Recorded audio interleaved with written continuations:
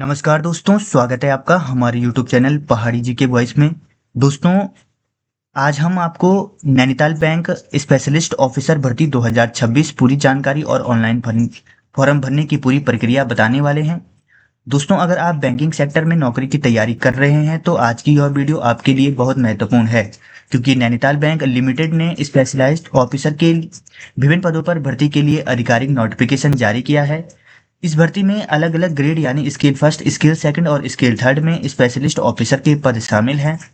आज की इस वीडियो में हम बिल्कुल नोटिफिकेशन के अनुसार जानेंगे कुल कितने पद हैं, कौन कौन से पद हैं, किस पद के लिए कितनी उम्र सीमा है, योग्यता क्या रहने वाली है इसके लिए, किस पद के लिए रिक्त अनुभव है और कितना अनुभव है, आवेदन पत्र से हुए कब से शुरू होंगे और अंतिम तारीख इसकी क्या होने वाली है। दोस्तों, इसमें आपको आवेदन शुल्क कितना रहने वाला है, फॉर्म ऑनलाइन कैसे भरना है, फोटो सिग्नेचर, अंगूठे और हैंड रिटन डिक्लेरेशन की क्या जरूरत है, परीक्षा का पैटर्न क्या रहेगा, परीक्षा कहाँ कहाँ होगी और आवेदन करते समय किन बातों का विशेष ध्यान रखना है। तो वीडियो को अंत तक जरूर देखिए ताकि फॉर्म भरते समय कोई भी आपसे गलती न हो। सबसे पहले बात करते हैं कि यह भर्ती किस बैंक की है। दोस्तों, यह जो भर्ती है ये the Nainital bank of limited की है। इसमें दोस्तों बैंक का जो मुख्यालय है वो नैनीताल में है और उत्तराखंड में ये स्थित है। और नोटिफिकेशन के अनुसार बैंक की क्या है, 5 शाखाएं हैं।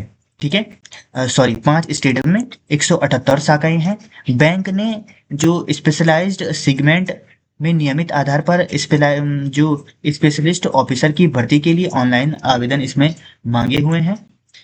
इसमें कुल कितने पद हैं दोस्तों, इसमें 14 प्रकार के पद दिए गए हैं और पदों का जो जोड़ करने पर इसमें दोस्तों कुल 41 रिक्तियां बन रही हैं। ध्यान रखिए, नोटिफिकेशन में यह भी स्पष्ट किया गया है कि वैकेंसी प्रोविजनल है और बैंक अपनी वास्तविक आवश्यकता के अनुसार पद भर सकता है, यानी पद घट भी सकते हैं शायद और बढ़ भी सकते हैं। बैंक को पदनाम या भर्ती प्रक्रिया में परिवर्तन संशोधन करने का अधिकार भी दिया गया है। अब एक एक करके सभी पद और उनकी वैकेंसी समझ लेते हैं। स्केल फर्स्ट के जो पद हैं दोस्तों, तो ये यहाँ से और आपके यहाँ तक स्केल फर्स्ट के पद हैं। पहला है आपका risk officer in grade first और स्केल फर्स्ट है, जिसमें कुल टोटल 2 पद है और इसमें जो उम्र सीमा है वो आपकी 21 से मिनिमम और 32 रखी गई है। Age in year age on 1/8/2026 के अनुसार है ये। दोस्तों, दूसरी जो पोस्ट है वो HR officer in grade scale first की है। इसमें 3 पद कुल शामिल किए गए हैं, मिनिमम और मैक्सिमम 21 और 32 है। अब मैं आपको ये बता देता हूँ, 21-32, 21-32, 21-32। दोस्तों, जितना भी स्केल फर्स्ट और ग्रेड फर्स्ट के लिए जो मिनिमम और मैक्सिमम क्वालिफिकेशन मतलब सॉरी जो एज लिमिट है वो 21 और 32 है, ये मैंने आपको बता दिया है। अब आपका तीसरा पद आता है IT ऑफिसर सॉफ्टवेयर डेवलपर, जिसमें क्या है कि RPA developer, ETL developer, system administrator, database administrator और नेटवर्क एडमिनिस्ट्रेटर जैसे कार्य क्षेत्र शामिल है इस पद पर। इसमें कुल दोस्तों 10 पद है और जो इसके लिए मिनिमम एज वो 21 है और 32 मैक्सिमम एज है। अब अगला आता है data scientific analysis in grade first में। इसमें 2 पद हैं, एज आपकी 21 और 32 सेम रहने वाली है। और अगला है और अंतिम है स्केल फर्स्ट के लिए, तो इसमें ये सिविल इंजीनियर की है, आर्किटेक्ट की है, इन ग्रेड फर्स्ट है, इसमें भी 2 पद आपके शामिल हैं। इसी तरह से हमने आपको स्केल फर्स्ट के ये 5 पद बता दिए हैं। 5 संख्या में इनके पदों की संख्या जो लगभग है 17 इनमें रहने वाली है। ये सिर्फ दोस्तों स्केल फर्स्ट के पद हैं। अब बात करते हैं दोस्तों manager credit in grade second की। इसमें आपके ये सेकंड ग्रेड के पद हैं, तो ये भी देख लो आप, 6 हो गया, 7, 8, 9 आपका और 10। ठीक है, यहाँ तक आपके ग्रेड सेकंड के पद हैं। इसमें देखो मैनेजर जो क्रेडिट इन ग्रेड सेकंड में है, इसमें 5 पद दिए गए हैं और जो उम्र सीमा रहने वाली है मिनिमम 25 ईयर और मैक्सिमम 35 ईयर इसमें रहने वाली है। वैसे ही manager law in grade second में 2 पद हैं, एज लिमिट सेम रहने वाली है। अगला है manager risk in grade scale second में, इसमें भी 2 पद हैं और उम्र सीमा सेम रहने वाली है। उसके बाद manager company security in grade first, जो सेकंड का है इसमें एक पद है और उम्र सीमा 25 से 35 से रहने वाली है। Manager security officer in grade scale second में टोटल 3 पद है, not more than 35 year age. दोस्तों यहाँ पर साफ साफ लिखा हुआ है कि जो उम्र सीमा है इस पद के लिए अधिकतम उम्र 35 वर्ष दी गई है। इसमें केवल 3 पद हैं। इसके बाद अब आता है दोस्तों ग्रेड थर्ड, और जो स्केल थर्ड है इसमें क्या है आपका कि जो 11 है, 12 है, 13 और 14 यहाँ पर ग्रेड थर्ड का आपका दिया गया है। Senior manager credit in grade third, इसमें 4 पद हैं। Senior manager forex in grade third, इसमें 2 पद हैं। और सीनियर मैनेजर ट्रांसफरी इन जो ट्रेजरी का है ग्रेड थर्ड है, इसमें 2 पद हैं। और जो सीनियर मैनेजर इसमें भी आपके 38 एज दी गई है। अब मैं आपको बताता हूं कि जो थर्ड में है आपका कि senior manager law in grade third में 1 पद है और मिनिमम मैक्सिमम एज हमने आपको बता दिया है।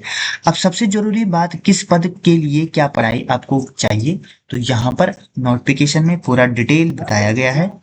तो आपको सबसे पहले पोस्ट है risk officer in grade scale में, आपको क्या करना है, इसमें regular full time graduate degree इन एमबीए में, ठीक है, एमबीए में किसमें, फाइनेंस में, या मास्टर डिग्री इन मैथमेटिक्स में, स्टैटिक्स में, इकोनोमेट्रिक्स में, ठीक है, और मास्टर डिग्री चाहिए और न्यूनतम कितना प्रतिशत होना चाहिए, 60% होना चाहिए।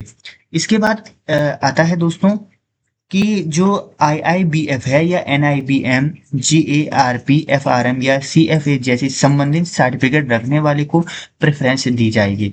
इसमें इनमें से कोई भी सर्टिफिकेट अगर किसी के पास है तो अगर सिलेक्शन होने पर जो मेरिट में अगर कॉमन नंबर आ जाएंगे तो इनको उसमें वरीयता दी जाएगी, ठीक है। और वैसे भी इन्हीं की मेरिट, जिनके पास ये सर्टिफिकेट है तो ज़्यादा इन्हीं को वरीयता दी जाएगी। और अब क्या है दोस्तों, 1 साल का संबंधित जो रिस्क ऑफिसर एक्सपीरियंस है वो भी होना चाहिए। तो जिसके पास ये होगा वो इसके लिए अप्लाई कर सकता है। दूसरा है HR officer in grade scale first.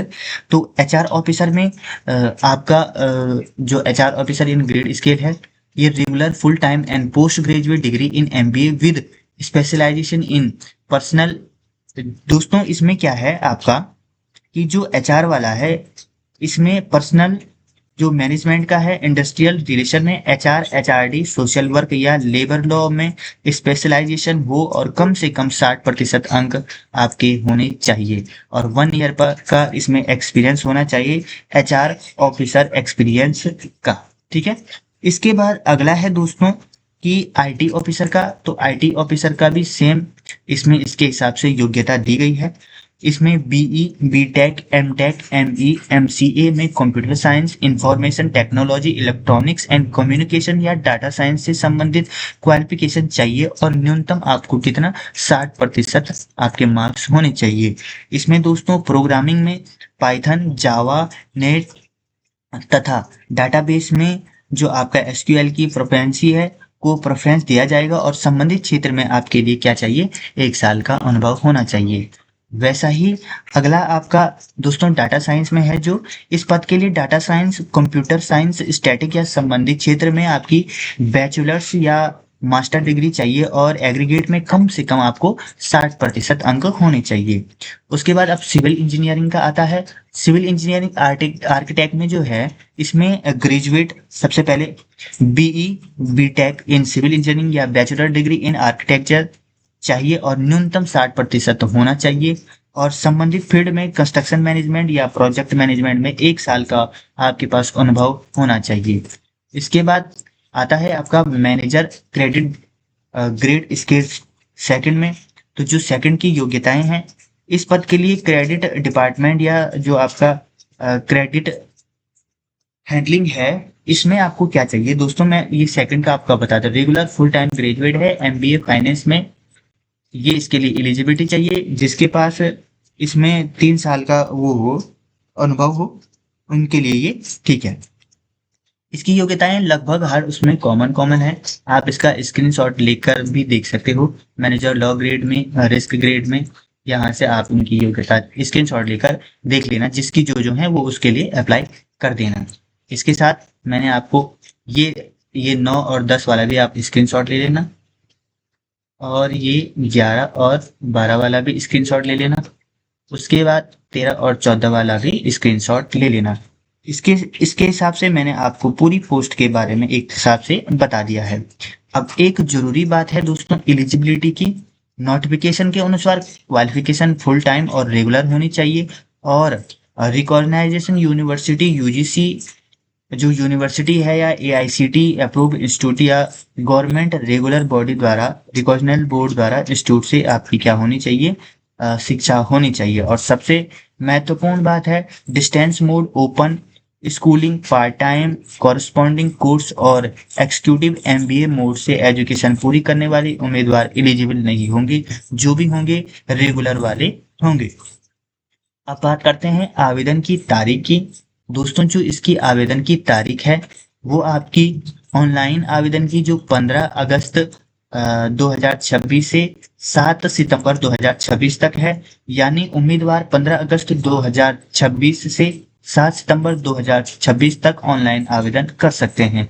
Notification में ऑनलाइन परीक्षा टेंटेटिव डेट अक्टूबर 2026 की है। टेंटेटिव का मतलब होता है कि आगे पीछे, ये आपको पता ही है कि गड़बड़ सकती है। ठीक है। आवेदन शुल्क की बात करें दोस्तों, जो इसमें आवेदन शुल्क आपका रहने वाला है, आवेदन शुल्क स्केल फर्स्ट, सेकंड और थर्ड सभी के लिए आवेदन शुल्क 1500 है, जिसमें जीएसटी शामिल है, या फीस नॉन रिफंडेबल है। ऑनलाइन ट्रांजैक्शन के बैंक चार्ज कैंडिडेट को स्वयं देने होंगे। सपोज आपकी 1500 है, चार्ज उस पर 10-12 रुपये लगेगा, तो उस हिसाब से ये आपको खुद देना होगा। अब जान लेते हैं फॉर्म कैसे भरना है। फॉर्म आपका ऑनलाइन मोड में भरा जाएगा। ऑनलाइन मोड में भरने में दोस्तों एक बात बता देता हूँ, मैं फॉर्म भरना मैं आपको वीडियो के माध्यम से बता दूंगा। इसमें ये डिक्लेरेशन लिखना है, इसको अच्छे से लिख के फिर यहाँ पर वो करना है, इसको यहाँ पर जैसे ही उसका ऑप्शन आएगा वहां पर डाल देना है। दोस्तों ये इसकी लिंक है, यहाँ पर आप जाओगे, उसके बाद अप्लाई क्लिक करके न्यू रजिस्ट्रेशन करके इस प्रकार के पूरे डेटा को मैं आपको ऑनलाइन माध्यम से बता दूंगा। अगर आपको जल्दी ही ये फॉर्म भरने वाली वीडियो चाहिए तो आप कमेंट कर देना, मैं आपके लिए ये वीडियो जल्द ही बना दूंगा। अगर आपको ये वीडियो अच्छी लगे तो वीडियो को लाइक शेयर सब्सक्राइब जरूर करें। अपने दोस्तों के साथ ज़्यादा से ज़्यादा शेयर जरूर करें, जो ज़्यादा से ज़्यादा लोगों की मदद हो सके। धन्यवाद।